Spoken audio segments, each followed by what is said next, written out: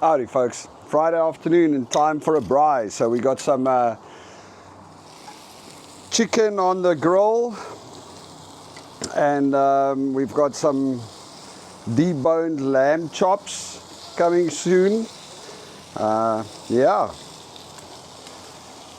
good for a good Friday afternoon. It's just, you know, love a braai, love a good old braai. And we are on this I would call it low carb, no sugar diet. So it's pretty much a keto diet. Initially, when we started the whole process, we were thinking, okay, we're gonna move away from sugar completely. But in all honesty, that's just impossible, honestly. And also move away from carbs. You know, we thought what we're gonna do is we'll try the what do you call it? The whole carnivore diet, but it's almost impossible. I mean, you can only eat meat, nothing else, and none of the other stuff has got it in there. So we kind of moved to a more of a keto diet now, where we have some light carbs in the form mostly of vegetables. But having said that, I don't know, it was good for the first while, and I felt energetic and I felt good, and I was like, yeah. And now suddenly this last week I've been very, very tired. It's like, I guess not even the last week, probably about the last 3 or 4 days. I've just been like, I don't have any energy. I've lost a lot of weight. I'm down to 108.4 kilos. So that's really good. I've done 2 5K runs this week. I've done 2 down in the ocean cold plunges. So I've done all of those things, but I still feel a little bit energyless, to be honest. Although I suppose they say that sometimes that is to be expected, especially if you were a very high sugar user, which I was. I mean, I ate a chocolate and a pack of jelly tots every night. So a slab of chocolates and a pack of jelly tots. And I mean, okay, so us South Africans, well, anyway, the ones that I know are very sugar centric. I mean, I still remember all the old ads back in South Africa when I was growing up. Was like, suiker is mos energie, sugar is energy. So yeah, we had a lot of sugar growing up, and we have very strong taste. So that's something I've noticed here in Canada, and I suppose in the US also. I don't know. Yeah, but definitely in Canada, people use a lot less seasoning on their food, and they have a lot less flavor. I think it's our South African things are a lot more flavorful. It's even the biltong. I mean, the guy there in Port Moody, Africa Trading, what's it? Icona biltong. He makes great biltong. For my taste buds, it's just a little bit too light on flavor, but I believe the reason he does it is because that's what the Canadian palate likes. So, and also, I mean, chocolates, everything over here has got less sugar. You just compare a good old jelly tot to this like gummies and stuff that they have here. I'm not talking about the THC gummies, I'm talking about the jelly totty type gummies. You just compare them, you can't compare. A jelly tot is just like a burst of sugar in your mouth. So, yeah, that's interesting. So we'll see how it plays out. We were going to do this until basically mid-May, or the end of the month. Well, end of June, technically. We said we're going to do it for 30 days. No, good Lord, maybe I'm confused as well. We said we're going to do it for 30 days, which means pretty much, I think, like the 10th of June or something. But then, of course, we have the West Vancouver Cultural Festival coming up soon. And, you know, that's going to be a whole celebration, and there's going to be a whole lot of things going on. So I don't know, maybe we'll just end it at the end of the month. See if anything changes as far as the energy levels. It could be something else as well. I mean, I don't know. But yeah.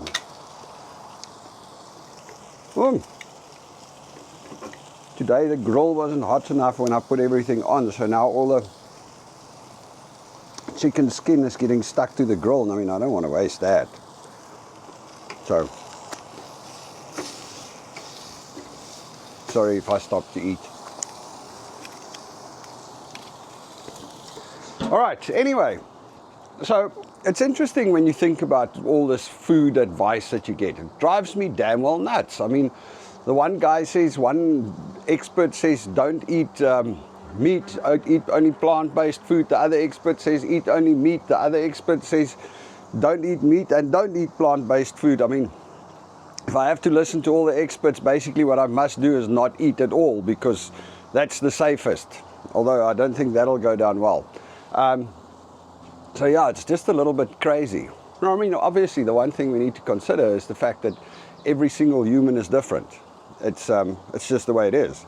We are all different, whether we like it or not. You can give one person penicillin and it will cure him, and you can give the other person penicillin and it will kill him. It's just the way that we are.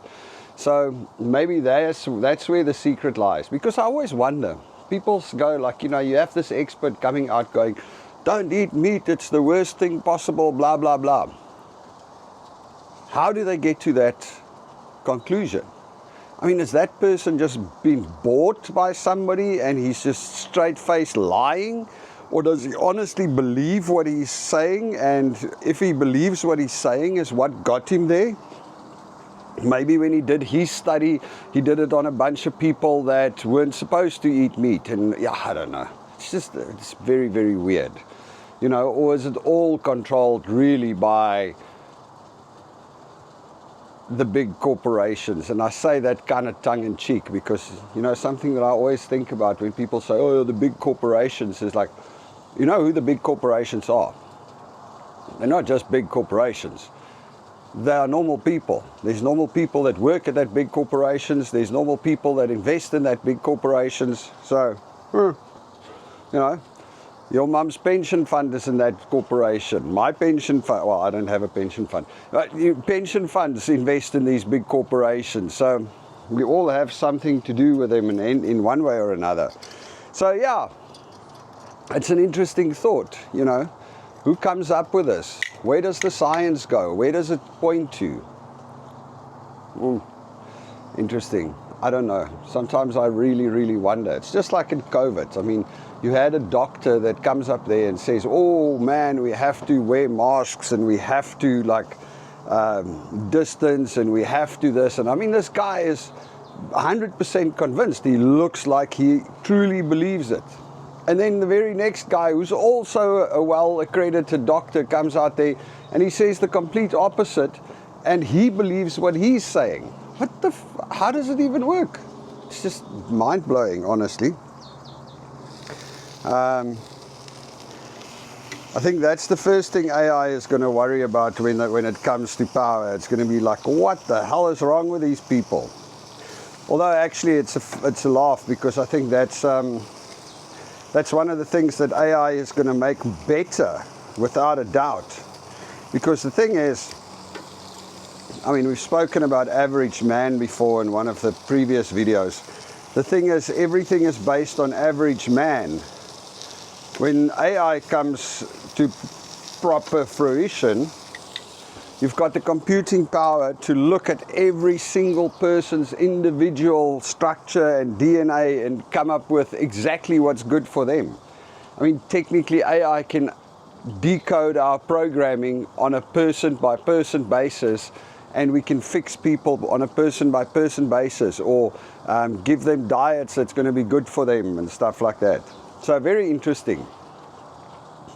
Talking about that, I don't know, I'm sure a lot of you have heard of this Ozempic and those, what are they called? I can't remember what they are, some form of drug, but it's Ozempic and those, which was supposed to be for something else. I can't remember what it was, diabetes, or it's supposed to be for something else. And then it turns out that it basically suppresses your appetite, so it stops you from eating. It actually seems like a very cool drug. And now it's going absolutely nuts in the States and everywhere in the world. Everybody's trying to get on Ozempic. What was it the other day I saw? If you go into Google and you type, how do I get?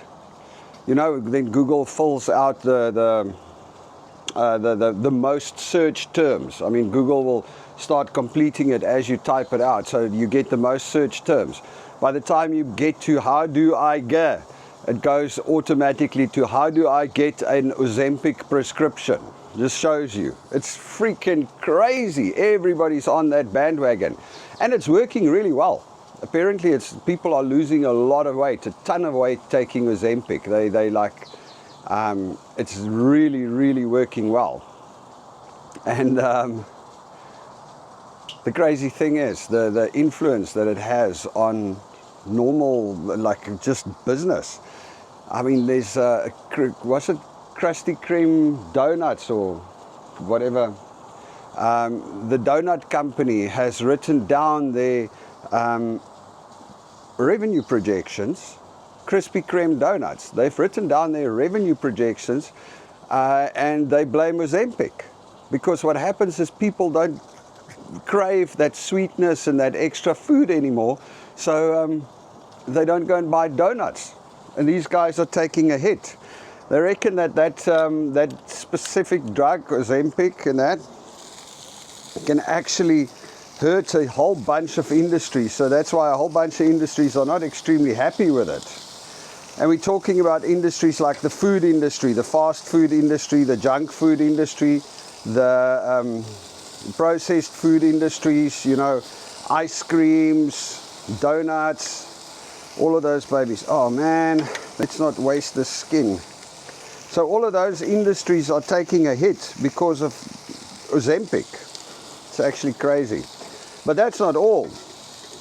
They reckon that, let's face it, it's about money. So the diabetes industry is huge. I mean, the statins and all of the stuff that they sell you when you have diabetes, it's a huge business, and they reckon that these drugs are going to have an enormous influence on that too. People are going to, obesity is going away. I think they said something like 47% of US people are obese, and that's now tanking with the Ozempic. Well, nobody knows what the longer term effects of these drugs are yet, so we're not going to go into that. But there's definitely a benefit in them. Should have invested in it. What was it, 2-3 years ago, so one of the guys I follow said, this is going to be big, invest in Novo Nordisk. And I didn't. Would have made a damn killing, man. They just exploding. But yeah, trying to stay healthy and trying to eat healthy and trying to live healthy, not the easiest thing in the world. They say it's a lifestyle, but I don't know, you know. Well, we're going to give it a go. We'll push it for our 30 days, or maybe just till the end of the month, and have a cheat day during the festival. Maybe do another 30 days after that. I don't know. I really do enjoy the cold dips, though, the cold plunges. Something I never thought I would say, but it's actually a lot of fun. It's starting to grow on me. I do feel a lot more energetic when I come out of the water. So yeah. Also some days I feel a lot more frozen. That was actually different, because this morning I went,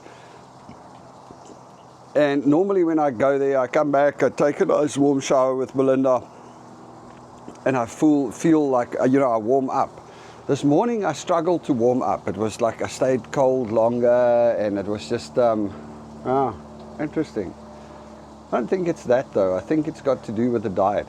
I don't know if any of you've been on the keto diet. There's this like weird woolly taste in your mouth the whole time. Apparently it's part of the keto. Well, as my mate Dave says so. He says he also gets it when he's on keto. It's like I don't know, your mouth tastes different. And I'm starting to smell things better. It's interesting. I don't know how much of it is actually the keto diet and how much of it is all in my mind. But yeah, it is quite interesting.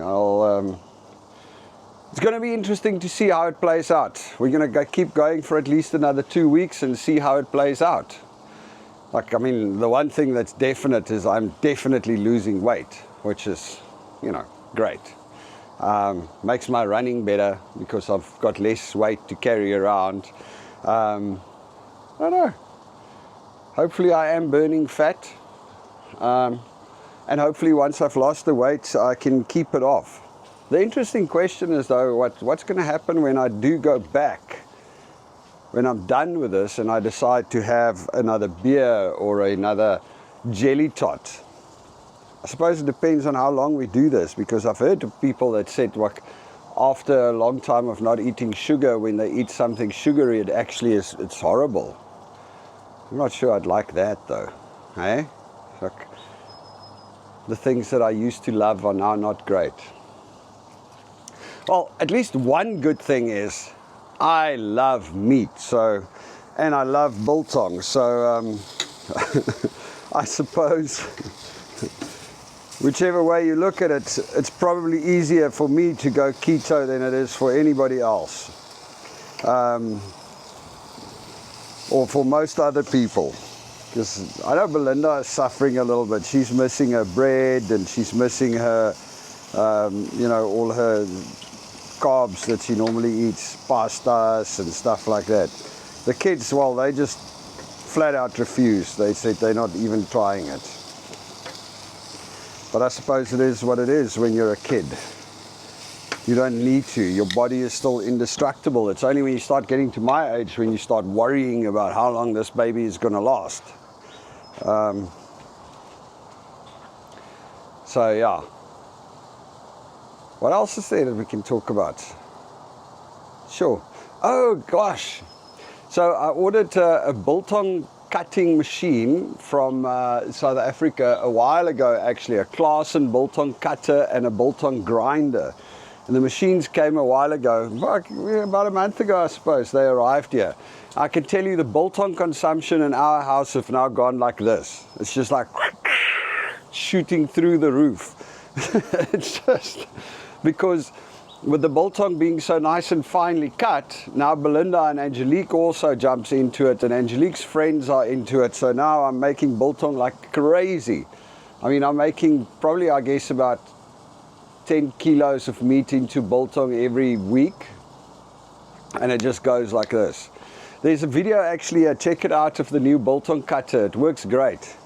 Then I bought the biltong grinder. Now that I'm not so sure about. The biltong grinder is like, I don't know. When it arrived here, it had a knock, and I had to open it and fix it, and they were great. I mean, the Willem from Claassen's, he was very helpful, and we fixed it, and now the sound is right. But it freaking, I don't know, it's just not, I don't know that it's actually making the biltong the way that I want, or the grinding the fine biltong. It's got a hole here on the side, and it blows out biltong dust everywhere. So he said I must just close it up. I'm going to do that. And then, of course, it's got, it just, I don't know. We'll try it out. I have to be honest as well. I mean, I haven't gotten around to getting a piece of biltong dry enough to go put it in the biltong grinder, because as the biltong is done, it goes in the biltong cutter, and from the biltong cutter, it goes into these giant silver bowls that I have in the fridge. And from those bowls, it goes into people's tummies within a matter of days. So I must actually see, I'm putting another batch, I'm taking a batch of biltong out today, and then I'm putting another batch in tomorrow. And I must actually see if I can get a couple of those to dry properly.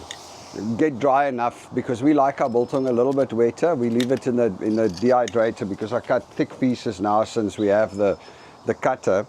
I leave it in the dehydrator for 3 days. So it's like dry, but it's still got that pink on the inside. Mwah, that's beautiful. And then we stick it through the cutter, and then it just loses a little bit of extra moisture when it's in the fridge. Amazing, amazing.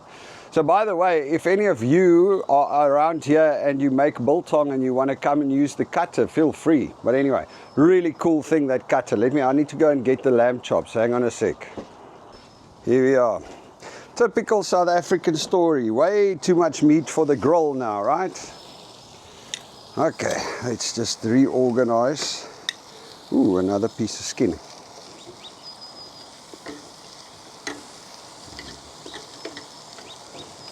I have to tighten the chicken up a bit.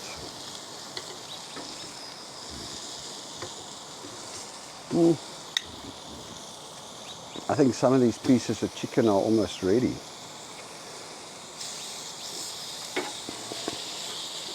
So what I have here is I bought, last time we went to Costco, they had a special on deboned lamb, leg of lamb.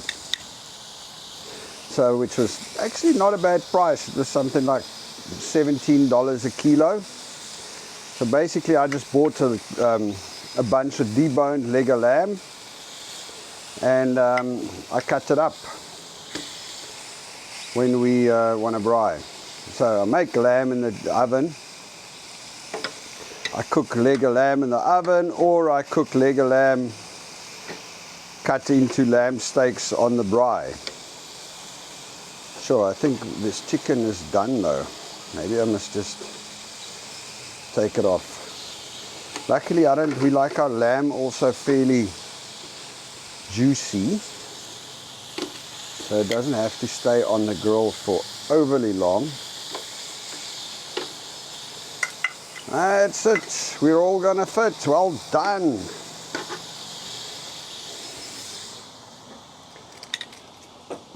There we go. Let me just take this back. All right, and then we have some braai broodjies for Angelique that we also have to make. Oh, this lamb chops. Luckily we only have 4 braai broodjies now, because since me and Belinda are not eating any carbs, we can't have any bread. Maybe I can make a braai mushroom. Let's try that next time.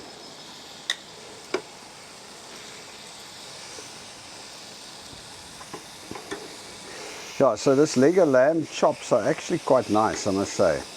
I enjoy it. Boneless leg of lamb chops. It probably will be... Although in South Africa, if I remember correctly, at one stage Woolworths in South Africa sold deboned lamb chops. And we used to buy that often. Because it's, you know, it's just it's lekker. It's easy to eat. Oh, all right, and I need to start getting the stuff ready for this Vancouver cultural festival, because it's 2 weeks, then it's the cultural festival.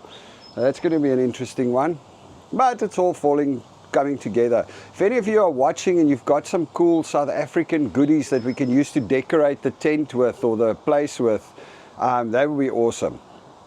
So we found the videos on how to do the 11 languages. We're just going to play a video there that allows people to say the 11 South African languages, say hello.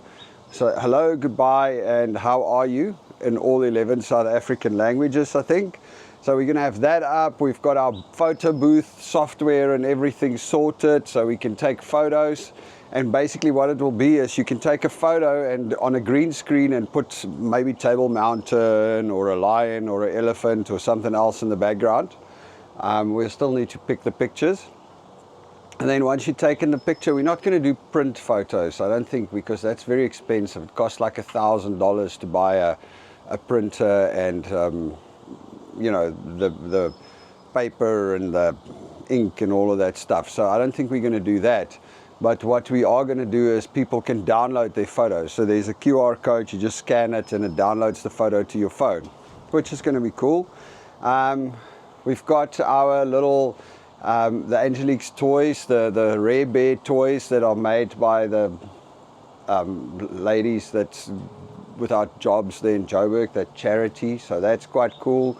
We're going to have our tasting. I don't think we have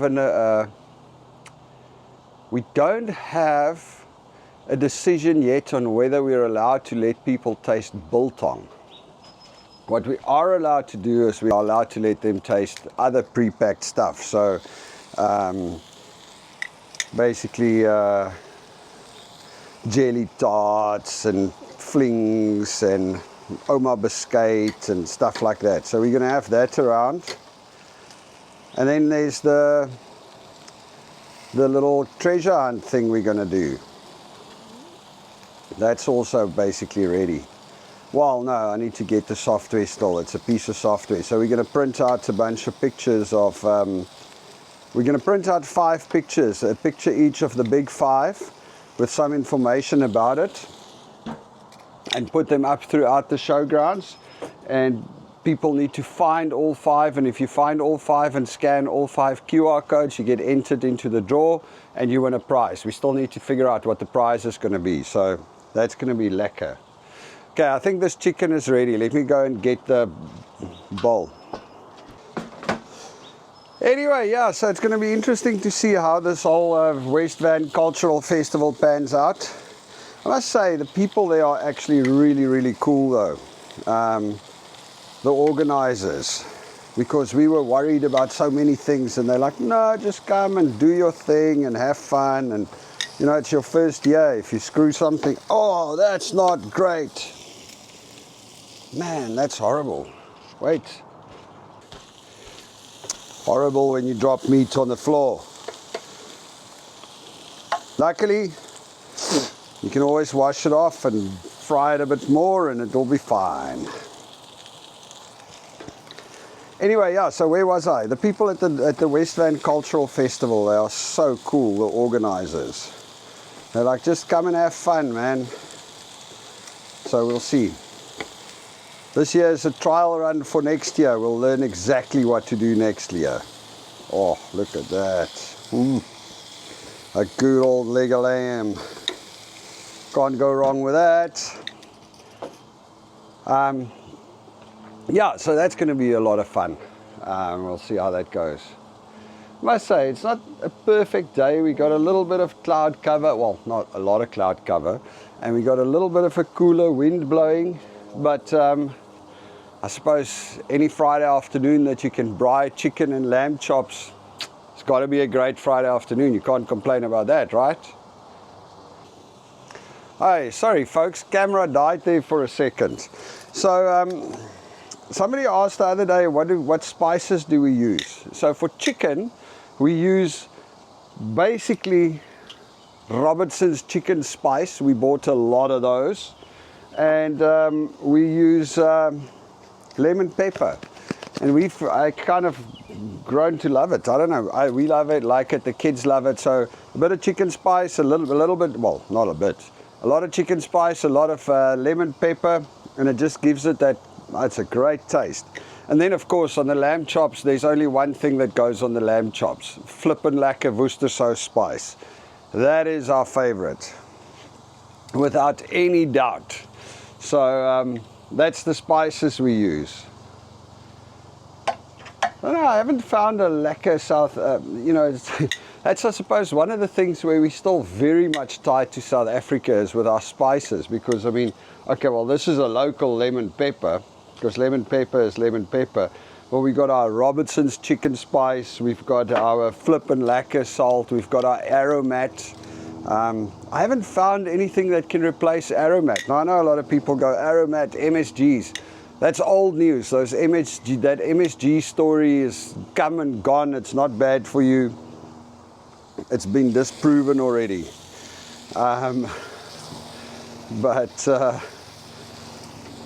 I don't know. Just haven't found anything that beats good old aromat.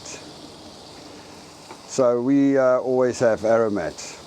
We have lots of aromat. That's where it also helps to be selling the stuff for the South African shop, because it means we carry some stock for ourselves. The shop is right downstairs, so if we run out, we quickly just go and get some more, which is amazing. Oh, summer is here, it's coming fast.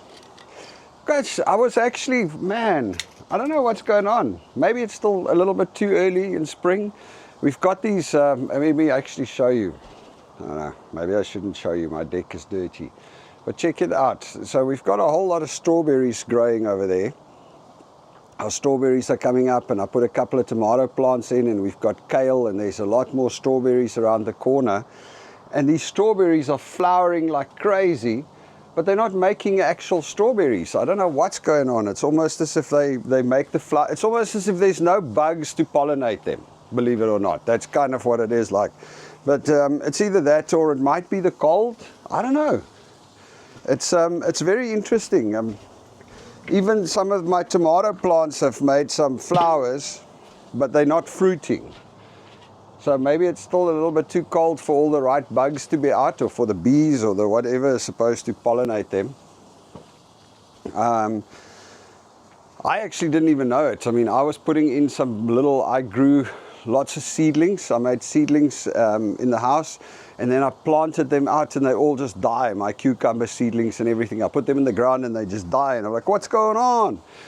And when we went to Lowe's the other day, in their garden center, they were selling seedlings, and they were like, just don't put them out yet because it's still too cold at night, they will die. So, well, now I've got my answer.